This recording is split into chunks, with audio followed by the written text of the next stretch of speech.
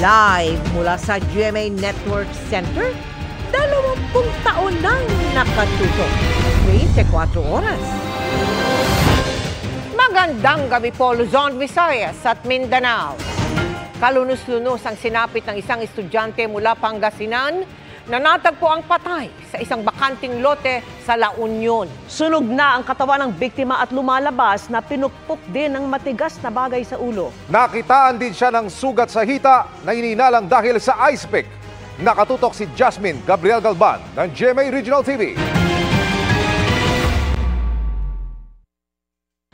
Sunog na ang katawan ng lalaking ito nang matagpuan sa bakanting lote. Ilang metro ang layo sa kalsada sa barangay Quirino, Bacnotan, La Union. Estudyante at tubong Pozorubio, Pangasinan ang 21 anyos na biktima. Nadiskubre ang bangkay ng biktima matapos itong makita ng truck driver na iihi lamang sana dito sa lugar. Ayon sa pulisya, hapon ng July 1 nang magpaalam ang biktima sa kanyang magulang bago umakyat ng Baguio kung saan siya nag-aaral. Alas 8 ng umaga ng July 2 nang matagpuan ang kanyang bangkay. Hindi pa malinaw kung paano napadpad ang biktima sa Bacnotan. Sa paunang investigasyon, lumalabas na pinukpok siya ng matigas na bagay sa noo at ulo. Nakitaan din ng sugat ang kanang hita niya mula sa hinihinalang ice pick. Inaalam ng otoridad kung patay na o buhay pa ang biktima bago sunugin. We are encouraging yung parents na mag-conduct ng autopsy kasi para malaman natin yung talagang cause of death ng victim. Bagamat may person of interest na ang pulisya at motibong tinututukan, hindi muna sila dinetalye. 3 lugar yung titnan namin, Baguio, Pozorubio, and dito sa La Union. So, nagpakalat tayo ng mga kanya-kanyang tracker team sa kanya-kanyang lugar para magka-conduct ng investigation. Mula sa GMA Regional TV at GMA Integrated News, Jasmine Gabriel Galban, nakatutok 24 oras. Pag-aaralan ng kampo ni Senadora Nancy Binay ang paghahain ng ethics complaint laban kay Senador Alan Peter Cayetano. Kasunod niya ng sagutan nila sa pagdinig ng itinatayong new Senate building. Nakatutok si Mav Gonzalez. Sasabihin mo sa media, may kilalaman to sa Taguig at Makati. Tapos sasabihin mo, may sumasaksak sa likod mo. Pero sinabi ko ba na Alan Peter Cayetano ang sumasaksak sa akin? Parang, di ba sabi nila yung pag nagre-react ng ganyan, baka guilty. Lourdes ang pangalan mo, hindi Marites. Nakakahiya na. Matapos magkainitan sa pagdinig ng Senado ukol sa ipinapatayong new Senate building kahapon, na nauwi sa pag-walkout ni Senadora Nancy Binay, pag-aaralan daw ng kampo ni Binay kung maghahain ng ethics complaint laban kay Senate Accounts Committee Chair Senador Alan Peter Cayetano. Hindi pa raw nababasa ni Binay ang buong transcript ng pagdinig at pag-aaralan pa ito ng legal team niya. Pero okay na raw si Binay kahit hindi humingi ng dispensa si Cayetano sa anyay pambabastos nito sa hearing na hindi raw tamang asal ng isang senador. Sinusubukan pa ng GMA Integrated News na makuha ang panig ni Senador Cayetano. Ang pinagtalunan kahapon ni Binay at Cayetano ang 23 billion pesos na kabuuang halaga ng new Senate building na naunang sinabi ni Senate President Cheese Escudero. Sabi ni Cayetano, galing mismo sa Senate coordinating staff ng mga tauhan dati ni Binay ang halagang 21.7 billion pesos para sa new Senate building. Kung isasama rito ang ipinambili ng lupa na mahigit 1.6 billion, aabutin ito ng mahigit 23 billion pesos. Pero sabi ni Binay, hindi naman kasama sa ginagawa ng DPWH yung ipinambili ng lupa. Sa pagdinig, sinita ni Cayetano si Department of Public Works and Highways Senior Yusik Emil Sadain dahil sa kanyang mga sinabi sa panayam sa GMA Integrated News. Dito, sinabi ni Sadain na hindi raw aabot sa 23 billion pesos ang gasto sa konstruksyon. Meron pa raw kasing 5.7 billion pesos na under review para sa Phase 3 at kung susumahin ang napondohan na at yung nire-review pa, nasa 16.8 billion pesos daw ang new Senate building. Pero ipinakita ni Cayetano ang sulat ng DPWH kay dating Accounts Committee Chair Binay. Nagsalita ka, hindi aabot ng 23 billion. Sa mismong sulat na galing sa inyo, tama yung 23 billion. Ayan po yung sulat. Ayan po, may pirma at copy furnish po kayo. Ang sinabi nyo 5.7 po, actually ang propose nyo sa amin, pag bidding 8.5. Pag negotiated, 7.3. So mali ang bigay sa inyo, sir. Mali, Mr. Chair. So I think you an apology naman to the Senate. I stand corrected, Mr. Chair, and we seek apology for that figure. No. On your documentation, there's no such thing as 23 billion for DPWH. So, I think yung Saksadain, hindi niyo po kailangan mag-apologize. Sa huli, ang sagot ng DPWH, wala talagang 23 billion sa mga dokumento nila.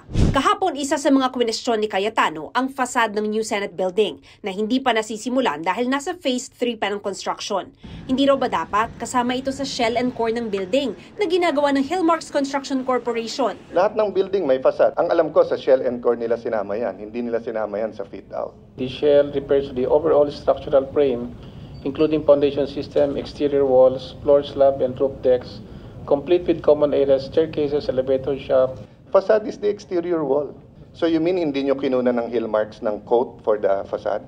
Meron silang quotation nun, I think 1.6 para dun sa facade. Hindi sila nagsabit ng 1.6, ibang kumpanya nagsabit ng 1.6. You tell me the truth here, if not, I will hold you in contempt. Huwag nyo kaming paglolokohin dito. Clarification pa lang to, maglolokohan na tayo.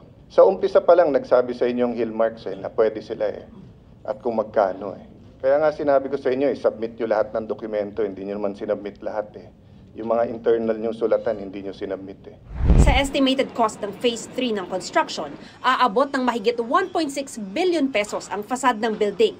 Pero ayon kay Cayetano, may isa pang option na 900 million pesos lang para sa fasad. Wala ako sinasabing anomalya o irregularity dito.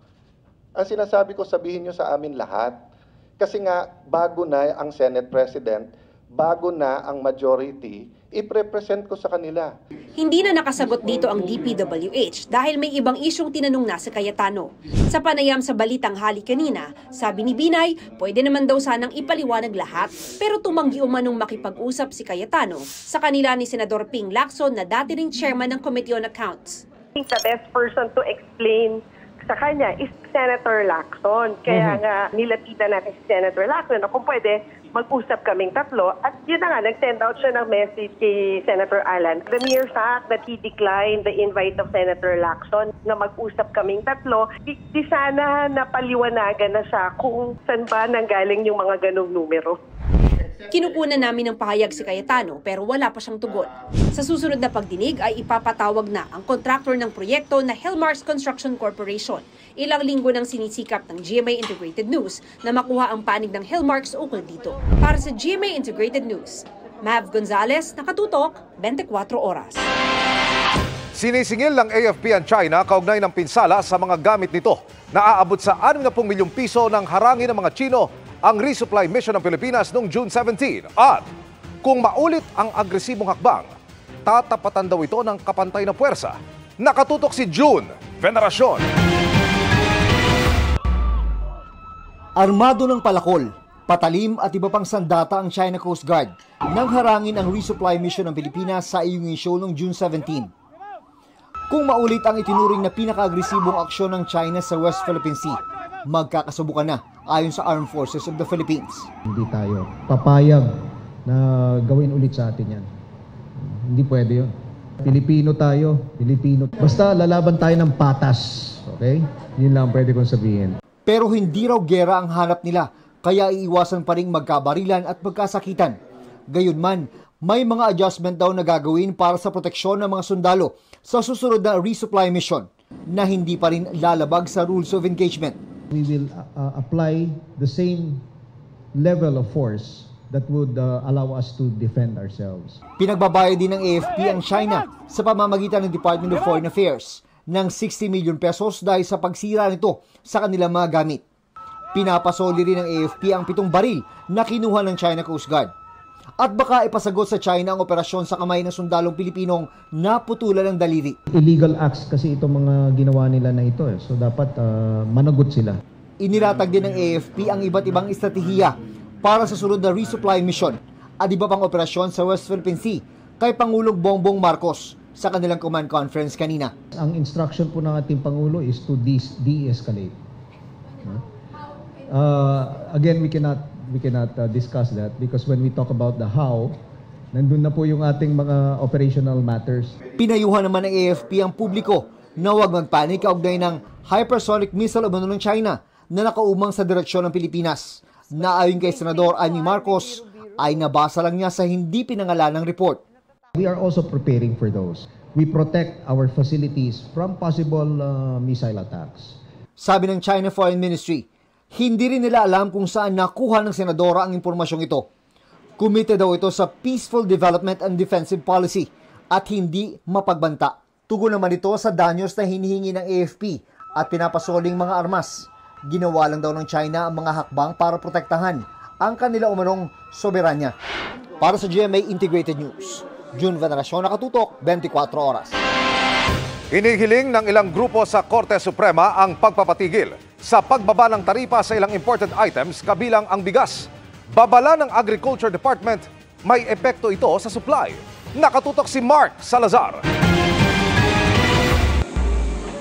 Dinala na sa Korte Suprema ng mga grupo ng magsasaka ang pagkontra nila sa Executive Order 62 ni Pangulong Bongbong Marcos. Iniutos nitong ibaba ang taripa sa imported na bigas sa 15% mula 35% sa pag-asang mapababa ang presyo ng bigas. Violative ito ng constitutional provision protecting our farmers against unfair competition dahil kapag bumaha na ang mga imported na produkto, patay talaga ang ating mga magsasaka. Hiniling nila sa korte na ipatigil ang pagpapatupad ng utos na hindi anya kinonsulta sa kanila.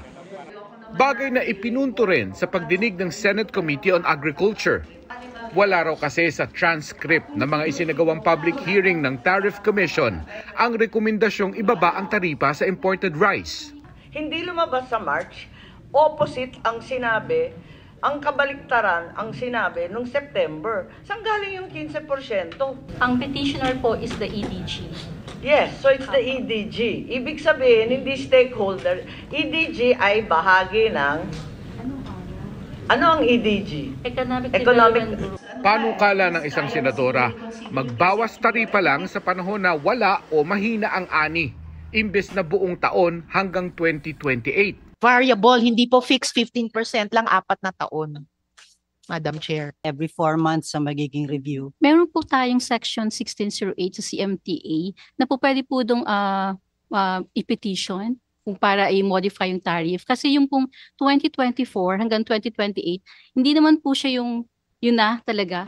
Nagbabala naman ng Department of Agriculture sa epekto ng pagpapatigil sa EO62 kung pagbigyan ito. It will cause delay in the importation ng ating mga private importers. At kahit wala pang ilabas na desisyon ang Korte Suprema laban sa EO62, mararamdaman na umano ang epekto nito sa pagdedesisyon ng mga importer at sa inventaryo ng bigas. Magkakaroon sila ng hesitation delay kung mag-import sila at 35, yung pala 15 lang. So may mga implications ito eventually. Sabi ng National Economic Development Authority o NEDA na siyang respondent sa petisyon, batid na nila ang hakbang ng mga magsasaka bagamat hinihintay pa ang kopya ng kanilang petisyon. Pero nirirespeto nila ang legal process at sasagot sa petisyon sa pamamagitan ng Solicitor General.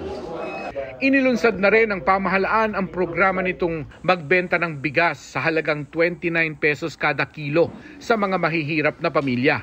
Hanggang 10 kilo lang ang pwedeng bilhin ng isang pamilya at limitado ang ibebenta sa lumang stock ng NFA rice.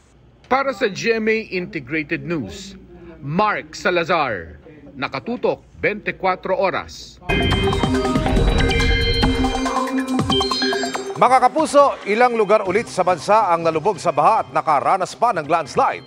Sa Maguindanao del Sur, mahigit 100 barangay ang nalubog sa baha. Ekta-ektaryang pananim din ang nasira. 13 bayan ang apektado sa malawakang pagbaha dahil sa halos tuloy-tuloy na mga pag-ulan.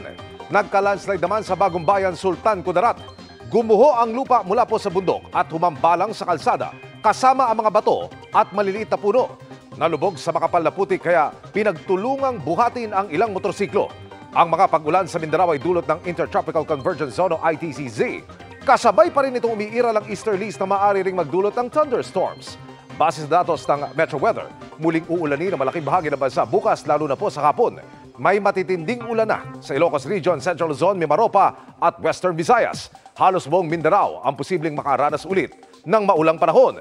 May malalakas na buhos o intense rains kaya patuloy na maging alerto Sa banta ng baha o landslide, maganda rin ang mga taga Metro Manila dahil may chance rin ng ulan bukas gaya po ng naranasan kaninang hapon. Dati nang may pinakamaraming estudyante sa Metro Manila, ang Rizal High School sa Pasig. Kaya malaking hamon ang inaasahang paglobo pa ng mga nagpapa-enroll ditong grade 7 students.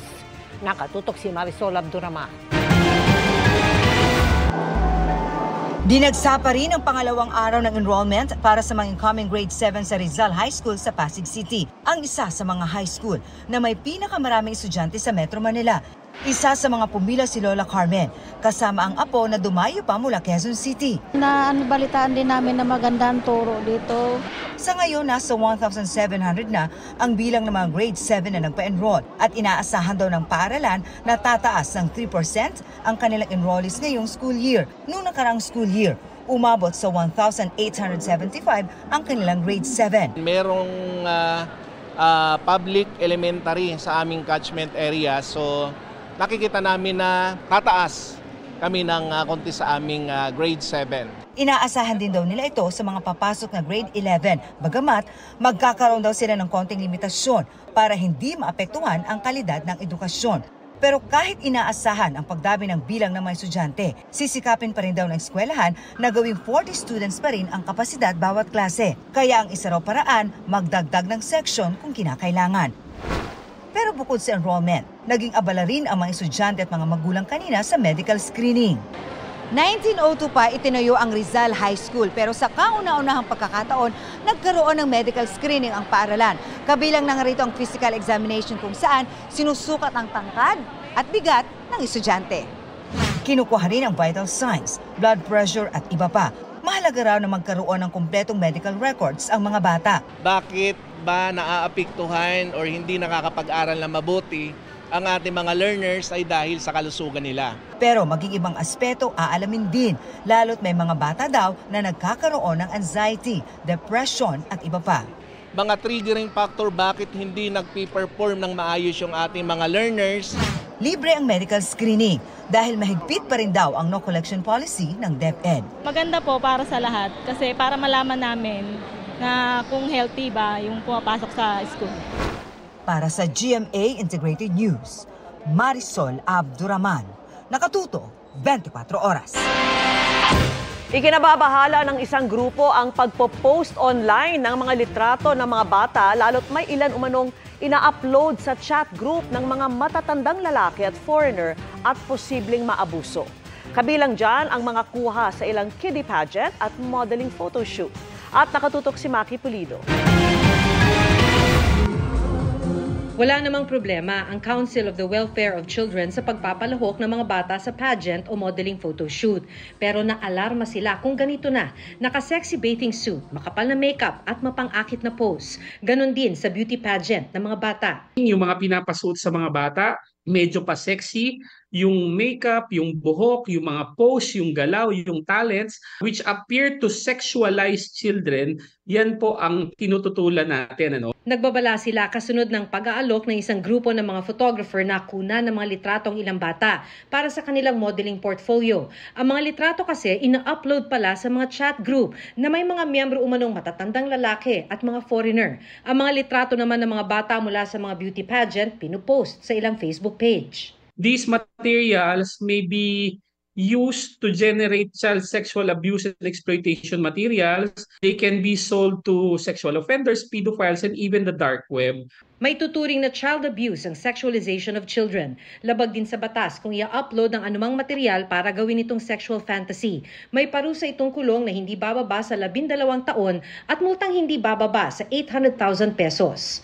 I think yung pageants kasi and yung photoshoots, of course not all, ibig sabihin ginagamit ng masasamang tao as creative ways of violating our Anti-Osaic and SISAIM Act. At the surface, it would seem that these are benign and harmless. You cannot allow your child to join these kinds of activities because as children, nakaasa sila sa inyo for protection. Panukala ng grupo sa mga lokal na pamahalaan, magpasa ng mga ordinansa para bantayan ang mga beauty pageant ng mga bata at modeling photoshoots. May mga red flags din na dapat tandaan kaugnay ng mga nag-aalok ng modeling ng mga bata. Pag hindi po verified yung account, mag-research ka ulit. Totoo ba talaga yung pangalan ng agency? Meron ba talaga ganitong photoshoot company? Kapag din po naningil, magtaka ka na. Nakikipag-coordinate na daw ang Council for the Welfare of Children sa PNP ukol dito. Para sa GMA Integrated News, Maki Pulido nakatutok, 24 oras. Sa gitna ng pagmahal ng mga bilihin, pinag-aakala na kung posibleng dagdagan ang ayuda sa mga sakop ng 4Ps. Isinusulong din ang pag-amyenda sa batas para otomatiko nang babaguhin ang ayuda depende sa inflation. Nakatutok si Dano Tingkungko. Mahigit isang taon pa lang naka-enroll sa Pantawid Pamilyang Pilipino Program o 4P si Annalyn. Malaking tulong daw ang 4P sa pamilya niya, lalo pa ngayong bukod sa may anak siya sa elementary at senior high school, 5 buwan siyang buntis. Nung 1 year po kami naka-payout, kumbaga malaking tulong ko kasi isang bagsakan po siya noon eh. Bayad po ko sa mga utang ko po, sa mga pinagkuhan. Siyempre, hindi po maiwasan yung utang natin sir eh.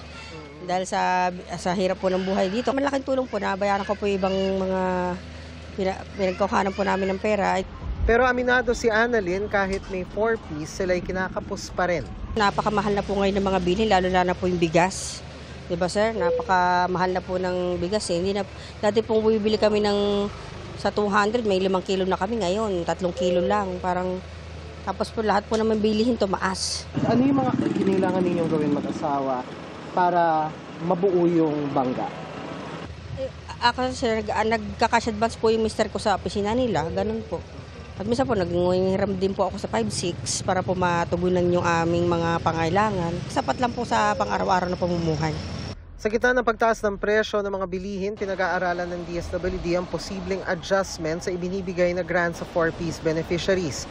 Pinag-aaralan pa raw ng DSWD at National Economic Development Authority kung hanggang magkano o ilang porsyento ang posibleng aumento. Ay nakipagpulong ang Department of Social Welfare and Development sa National Economic and Development Authority para ipresenta ang ating proposed adjustment sa cash grants. Pero ito ay for approval pa ng ating Pangulo at ng ating mga economic managers. Sa ngayon ay we're still finalizing yung adjustments dun sa grants since ito ay mangangailangan din ng sapat na pondo. Kung maaprubahan ang kanilang rekomendasyon, posibleng sa 2026 na ito ipatupad. Kasabay nito, pinag-aaralan din ang aumento sa panukalang amyenda sa 4Ps law na magtatakda ng mekanismo ng automatic adjustment sa 4Ps grants depende sa antas ng inflation o bilis ng pagmahal ng mga bilihin. Sa kasalukuyan, nakakatanggap ng 300 hanggang 700 pesos na grant ang 4Ps beneficiaries depende sa antas sa eskwela ng anak. Dagdag dyan ng 750 pesos na health grant at 600 pesos na monthly rice allowance. Para sa mga buntis at mga kapapanganak lang, kaka-aproba lang ng DSWD ng aumento sa natatanggap nilang health grant. Dati nang nilinaw ng DSWD na ang mga binibigay sa hanggang 4.4 million na 4Ps beneficiaries ay hindi dole out, kundi pandugtong sa kanilang mga pangangailangan. May mga kondisyon din tulad ng pananatili sa paaralan ng anak at pagsigurong maayos silang nakakakain. Para sa GMA Integrated News, Dano Tingkungko, nakatutok, 24 oras. Nakiisa si Hollywood actor Leonardo DiCaprio sa panawagang protektahan ang Masungi Geo-Reserve sa Rizal Province. Sa isang Instagram post, sinabi ni DiCaprio na may banta sa pangalaga sa Masungi Geo-Reserve dahil nanganganib na ikansela ng Department of Environment and Natural Resources ang kasunduang protektahan ng lugar mula sa land grabbing. Anya, mababaliwala ng kanselasyong ito ang matagumpay na conservation effort at posibleng magkaroon ulit ng pagmimina, pagputol ng mga puno at illegal na development sa lugar. Sagot ng DENR, walang hindi nasasakupan ng batas. Nananatili raw labag sa batas sa mga resort venues sa lugar na naniningil sa publiko para sa ilang aktibidad doon. Kasalukuyan din daw iniimbestigahan ang joint venture agreements at supplemental agreements para sa mga pabahay ng gobyerno sa lugar na pinirmahan din ng mga opisyal ng Masungi Geo-Reserve Foundation. Umabot na po sa 10 ang nasawi at libo-libo ang inilika sa Caribbean kasunod ng paghagupit ng Hurricane Beryl. Ang Konsulado ng Pilipinas ay maagang pinag-ingat ang mga Pilipino roon. At nakatutok si Rafi Tima.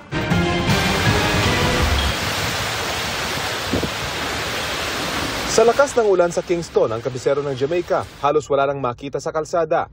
Kita naman sa pagsayaw ng mga puno at mga kable ang lakas ng hanging dala ni Hurricane Beryl na umabot ang lakas sa Category 4.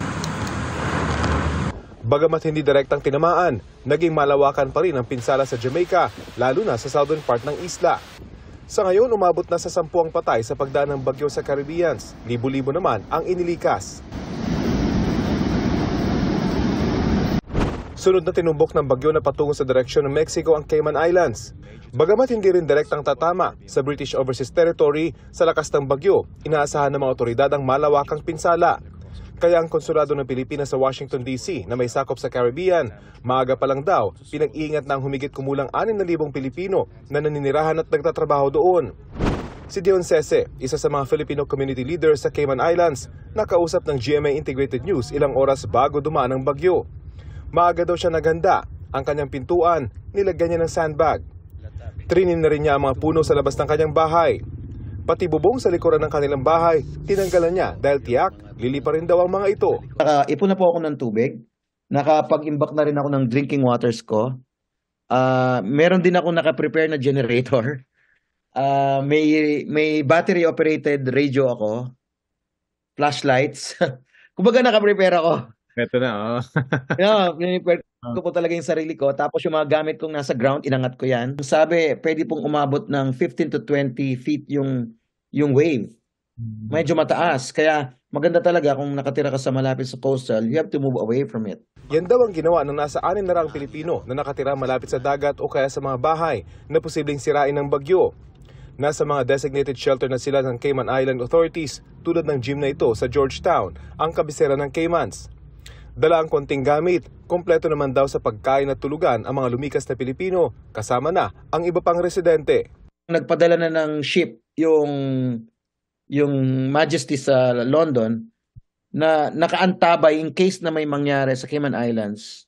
May nakaabang na ship para sa yung mga relief goods. Sunod namang tutumbukin ng bagyo ang Cancun, isa sa pinakasikat na tourist destination sa Mexico, na todo na rin ang kanilang paghahanda. Para sa GMA Integrated News, Rafi Tima nakatutok, 24 oras. Hindi maaaring maging state witness si Bamban Mayor Alice Guo kaugnay ng investigasyon sa mga pogo sa Bamban ayon kay Senador Sherwin Gatchalian. Pero dadalo na ba siya sa pagdinig ng Senado? Saan iimbestigahan din ang kanyang pamilya? Ang tugon ng kanyang kampo sa pagtutok ni Sandra Aguinaldo. Naiintriga man ang marami sa pagkatao ng babaeng kapangalan at ka-birthday ni Mayor Alice Guo pero iba ang mukha. Sabi ni Senator Sherwin Gatchalian, wala itong epekto sa patong-patong na kasong maaaring kaharapin ni Guo. Kaugnay sa pagkakasangkot umano niya sa operasyon ng POGO o Philippine Offshore Gaming Operators at sinasabing pagsisinungaling niya sa kanyang pagkatao. Paalala ni Gatchalian, sa record ng Philippine Statistics Authority, iisa lang ang Alice Guo. Dahil wala rin siyang birth certificate, malamang ewan ko kung pumunta lang doon at kumuha ng NBI clearance. No? So, dapat may imbestigahan. Pero based on birth certificate, iisa lang ang Alice Guo. Ito yung si Mayor Alice Guo ng Bamban. Hinimok ni Gatchalian ng NBI na imbestigahan pa rin ang tunay na pagkakakilanlan ni Alice Guo ng Quezon City. Pero ang mas inaabangan daw ni Gatchalian mula sa NBI ay kung ano pa ang lalabas sa fingerprint matching ng mga kapatid ni Guo. Kahapon, inanunsyo ng senador na batay sa investigasyon ng NBI, ang kapatid ng mayora na si Wesley Guo ay ang Chinese national na si Guo Shandian. May 2 pang kapatid si Guo. Ayon kay Gatchalian, pinapalakas nito ang ebidensyang hindi Pilipino si Mayor Guo. Ipinapakita raw nito na inabuso niya ng pamilya Guo ang proseso ng late registration of birth sa Pilipinas. At ilan pa raw kayang dayuhan ang nakagawa rin nito. Nakita natin isang pamilya nakakuha 4 na late registration. Ang kinakatakutan ko kasi na ginagamit to para makabili ng lupa at marami na kasing naririnig kami ngayon na yung bilihan ng lupa ng mga dayuhan, Chinese in particular, talagang katakot-takot, no? Sa Palawan, sa Cagayan, sa Isabela. Panawagan ni Gatchalian sa PSA, suriin ang datos ng mga naganap na late registration of birth sa bansa. Sabi naman ni Senadora Riza Ontiveros, kung peke ang pagkakakilanlan ng kapatid ni Mayor Alice Go, maaring sangkot din umano ito sa mga krimeng ibinabaling kay Mayor Go. Dapat din daw nila imbestigahan ang posibleng pagkakasangkot ng pamilya at associates ng Mayora. Inimbitahan sa susunod na pagdinig si Go at kanyang pamilya, pero ayon sa abogado ni Go, wala pang pasabi kung makakarating sila. Yung nakakausap ko siya, iniiyak-iyak lang para may anxiety depression siya. So, hindi ko alam kung makaka-attend siya o hindi dahil kailangan niya ng medical attention. Nauna nang hinimok ni Gatchalian si Mayor Go na magsalita tungkol sa nalalaman niya sa Pogo, sa Banban at Porac para mapagaang ang kanyang pananagutan. Pero paglilinaw ni Gatchalian, hindi maaaring maging state witness si Go sa investigasyon sa mga Pogo dahil hindi siya ang least guilty. At nasa sentro pa raw ng Hongsheng Gaming Corporation na nag-operate noon sa Banban Pogo Hub. Sabi naman ng abogado ni Go, limitado lang ang alam nito tungkol sa Pogo. Kung meron pang ibang alam si May Alice, I will advise her to tell the whole truth. Pero kasi wala nga akong mapiga sa kanya, hanggang doon lang talaga yung pagkakaalam niya. Para sa GMA Integrated News, Sandra Aguinaldo, Nakatutok, 24 Oras.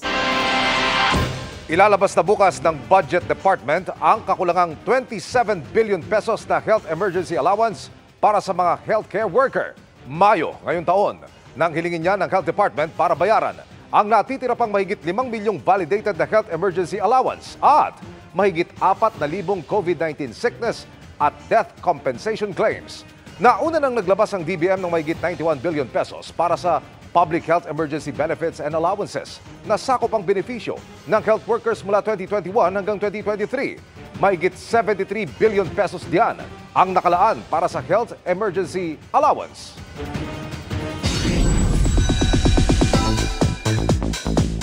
From South Korea to Manila with love. Ibang level of kilig daw ang ipaparamdam ng Team Barda para sa pelikulang That Kind of Love.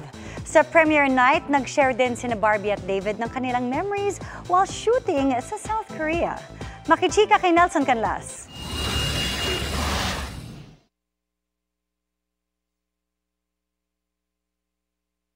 From Maria Clara at Ibarra bilang Fidel at Clay, tumaging sino ka man, muling maglalayag ang Barda fans sa first movie ng kilig duo ni na Barbie Fortesa at David Licauco sa That Kind of Love.